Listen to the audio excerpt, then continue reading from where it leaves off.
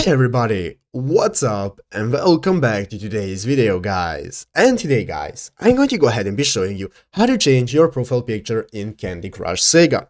This is a very simple thing to do guys, so make sure to watch this quick and easy video till the very end and follow my steps correctly so you can make sure this works the same for you and that you can do this yourself.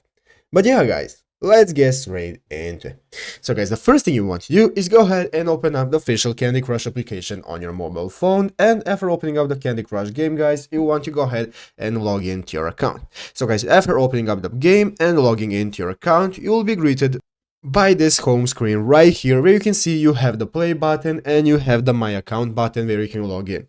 So in the my account button, now guys, what we want to do after logging in is go ahead and click on my account and after doing that guys, it will open up this new page where you can see you can edit your account info. So as you can see, we have the option to edit our name, our password and so on, and as you can see, here is the option to change our profile picture that we can do by clicking this green camera button as you can see under our profile picture. So click on that guys and select the new profile picture that you want to use. But guys, if you are using a Facebook account, then all you have to do is just go ahead and change your profile picture on Facebook and it's going to change your picture to that picture you're using.